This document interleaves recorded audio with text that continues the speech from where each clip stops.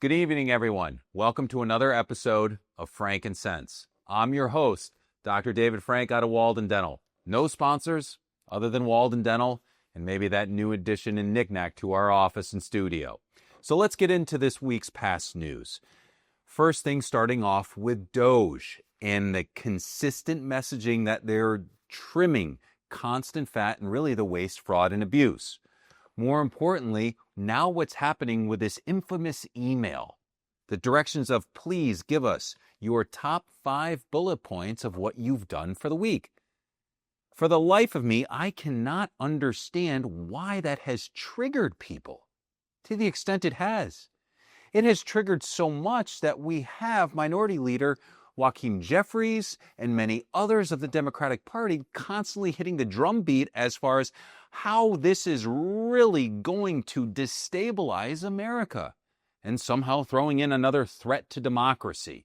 I'll never understand the definition of a threat to democracy because it changes, I think, probably day by day and speaker by speaker. In any event, it feels great as a business owner and to a degree of validation of showing America your job performance really matters. And for a business owner that years ago when we were dealing with COVID and quiet quitting and returning to new normals and finding people that could readily do the job, it was almost impossible. To the point where many of us, it doesn't matter if it was a dental office or another small business or a huge corporation, of having to sacrifice and having to concede to certain things you never would have dreamed about from an employee performance. And hell, baby, that's why there is such a disruption and there's such animosity and worry and concern and causing people to lose their minds over the fact that we've asked you in the federal government, which in my opinion is probably some of the most important jobs we could ever have in this country. You're protecting us to write down what you did for the week. And if you're struggling with that, then that's a huge problem. Just like our press secretary said, I can give you 5 bullet points of the things I did in the last 5 minutes. I think it's time for other folks to really be thinking about what they do, how they do it, and how they can be bettering themselves. I made mention of this the other night in a fireside chat at the house. It's a thought exercise for you to be thinking about how did you accomplish your job and can you better yourself? Regardless of whether or not you're perfect, it's that thought process of how do you strive to maintain excellence or get there pretty close. Anyways, moving along from other job positions, Kash Patel has finally been confirmed as our FBI director. And it sounds like he's going to be the acting ATF director too. The level of bureaucracy in all of these departments, and us being in Austin here, we don't really need to get into the entire travesty that happened with the Branch Davidians and David Koresh and figuring out was ATF working and FBI working and the mess that was. It's time to streamline things. On a side note, as Boston is getting ready for the Boston Marathon, back, 12 years ago during the Boston Marathon bombing, how much of a craze that was when the Cambridge police didn't understand what the FBI was doing, that didn't understand what Harvard University police was doing. It was a total mess. It's time to get these things streamlined with centralized control and also chewing more of that fat and streamlining operations. We also saw some people let go of pretty powerful positions within our U.S. military, more specifically the Joint Chiefs of Staff there, General C.Q. Brown. Although Secretary Hegseth had said that he appreciated a lot of what General Brown was doing, he knew it was time to go. I also heard mention from President Trump admonishing that we need to remove those leaders responsible for the horrific withdrawal within Afghanistan. And I think it's appropriate. How many times do we hear about people or huge travesties and huge mistakes, but nobody is held accountable? I think this is a great way to do it. Especially with my time being in the military, I realize once you have command or certain rank, it really doesn't matter whether or not you personally did the act that was wrong, performed the duty that was misguided and led to travesty. It's your ship. And you lead those, just as in my dental practice. If something goes wrong with a patient, regardless of whether or not I was in that room. It is under my delegation and it is under my licensure that things go smoothly here. And I fully respect those responsibilities. It seems bizarre that folks that have had 30 plus years of military active duty service don't necessarily feel the same way. And I'm glad this administration is actually putting that to task. And again, giving us Americans these moments of life lessons of self-reflection, of we really can be great again, and we are watching that path towards greatness. And I'm hoping our younger generation here is paying attention to this. As I mentioned on our last episode, for those that were wanting to take the 8-month paid vacation for putting in their resignation, I caution that. And I hope to see more effort from millennials and Gen Z as far as what it takes to be an American that we all can be proud of. Moving along, the federal budget now. Yes, the fiscal year is going to end in September, so we're kind of halfway through. I was listening to a very interesting position Senator Rand Paul was talking about on the Hill. The fact that he was saying, despite all these efforts that DOJ was doing to trim the fat, get rid of the waste, fraud, and abuse, somehow the Senate is still requesting an increase in the budget by almost $350 billion. Senator Paul's position is like, this doesn't make any reasonable sense. We're trying to find fiscal responsibility, yet at the same time, we want to ask for more money. He went into more details, and the point with this is that from a budget perspective, which Congress controls, the math isn't mathing. In other words, our yearly revenues here from GDP and otherwise was about $5 trillion. However, we're spending $7 trillion. And $1 trillion of those dollars is just interest alone. With being at over $30 plus trillion in debt, it's no surprise people that are fiscally responsible are really worried. And again, taking this on a personal note, I could buy the most lavish equipment. I could have marketing up to the nines. I could spend on my dental practice. The problem is, it's my money. I just can't be charging people more tax. I just can't be saying, well, my rich patients just aren't paying their fair share for their fillings. That's ludicrous. We're all the same. We need to stop not only with the class warfare, but we have to recognize that this is all within our control. And as constituents here, I think it's really important that we allow our representatives to know through writing and meeting with them and making calls to their offices of please be responsible with our money. We'd never let this happen on someone managing our life savings and being a profligate, throwing it all away. Under what reason? Senator Paul also brought up a point of saying, hey, we need to take care of our own citizens here. The majority of our spend is going to entitlements, Medicare, Medicaid, pension plans, Social Security. The Defense Department is only a small fraction of that.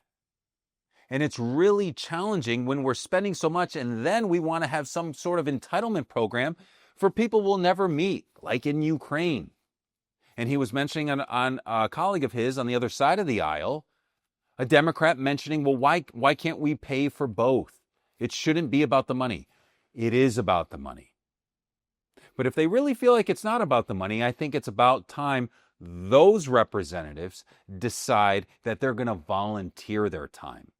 And whatever earnings they've made, whether it be from their annual salaries or from other engagements that get them a pretty hefty, sizable retirement plan and income, they should donate all of that away. Let them lead by example, since money is not an object to them.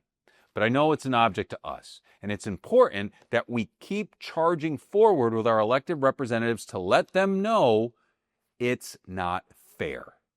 Treat us with dignity, or we will kick you out of office. Moving along, we also saw Donald Trump's first cabinet meeting of 2025. Very interesting. One of the main points getting into immigration was the Trump gold card for immigration. And he was doing some math there. That gold card to become a U.S. citizen here for people all over the world would cost them $5 million. Yes, not everybody would pay that, but for those that could be establishing businesses here, could be doing great work for America, which then trickles down to all of us to benefit from. But let's go to this $5 million fee. President Trump thought, well, geez, if I can get 1 million of those sold just within the first year, as you account for all of those zeros on 1 million times 5 million, you're looking at a $5 trillion surplus. Fantastic.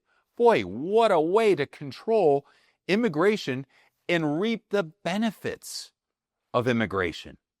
And maybe we can really look at saying we should take away this federal income tax and then participate more in a consumption tax. That's for a later conversation. But I still think we're moving in the right direction. And we're talking about numbers that are important to everyone, regardless of whatever tax bracket you may fit. Money is money. Finally, let's talk about a little bit what's going on in Ukraine. There's a lot of activity of who's going to be in charge, whose land is going to be whose, and what's going on with those mineral rights. You know, it's interesting. When I was active duty, well, frankly, I was at the Air Force Academy in my senior year when we first got an example of shock and awe. Yes, I'm talking about the invasion in Iraq with Operation Iraqi Freedom. Throughout that time, mired in conflict in the years that went by and then going into surges, I would have thought with all of that blood and treasure we had suffered and lost, we could have at least had some type of recoupment with their liquid gold, that we should have been repaid for allowing Iraq to enjoy some version of democracy. Isn't it interesting? We really don't hear much about that in the news anymore. But it's a real travesty because, to my knowledge, I don't think we have any rights. I don't think there's been any payback. Sure, defense contractors had a field day being able to use new toys and new equipment and getting incredible defense contracts for that war. But at what cost? Tons of lives lost. So let's think about what President Trump has been mentioning over and over and over. Whether it be on the campaign trail, whether it be before he even announced. President Trump always mentioned if he was in office, the invasion of Ukraine would have never happened. And it didn't matter what side of the aisle you were on. I can remember those interviews with key journalists and broadcasters and news organizations admitting, yeah, he's right. That probably wouldn't have happened under Trump's administration. More so, Putin knew that too and knew he may only have 4 years to get as much out of this as he could. And I guess he did.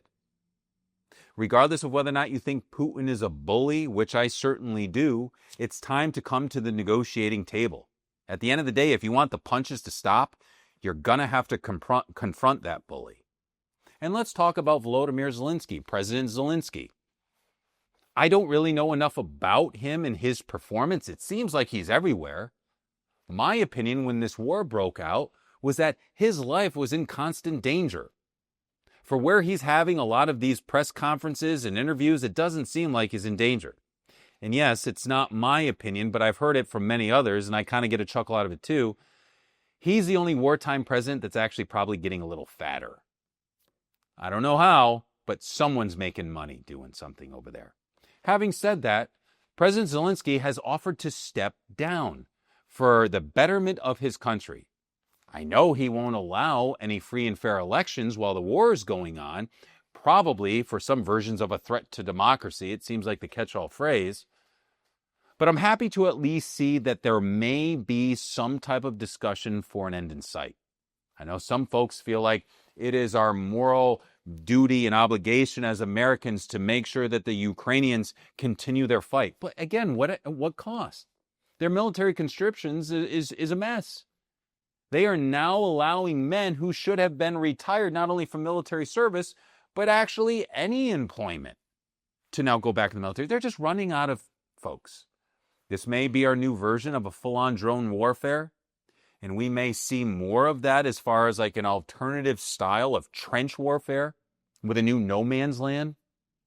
Listening to Elon Musk talk to West Point last summer, he made some pretty interesting and poignant remarks, talking about when a human is going up against a drone, the human will lose every time because drones don't miss. They can account for all these things that humans can't. Wind speed, temperature, changes in altitude, and all these other things in the real physics that gets a bullet in someone's heart or head. Yes, that's raw and that's a little off-putting to think about, but that's reality testing here. Let the bleeding stop and let this war come to an end. Will there be land concessions? Maybe. And with all of the money that we have put towards Ukraine, President Zelensky thinks it was a grant, but I'm hoping we can hold steadfast saying, no, that was a loan. And they will pay that back with their minerals to be able to keep our incredible ability at AI and other detailed, high-level, computerized, digital advancements, things that I can't even talk about right now because I don't even know enough. But we need those precious metals and precious earth rights here, mineral rights, so that we can still be leading the charge. Just as Vice President Vance was talking about at that AI summit in Europe. So I hope this kind of gives you a decent enough kind of wrap up of the week from just one man's perspective. A conscientious citizen that's concerned about where America is going, that can interpret news and hopefully can summarize this in not too much of a boring fashion, but enough that makes it simple and to make it relatable. That's our point. Making the things that happen around the world relatable to you so that you have more of an interest to participate in our nation's government. God bless, and God bless America.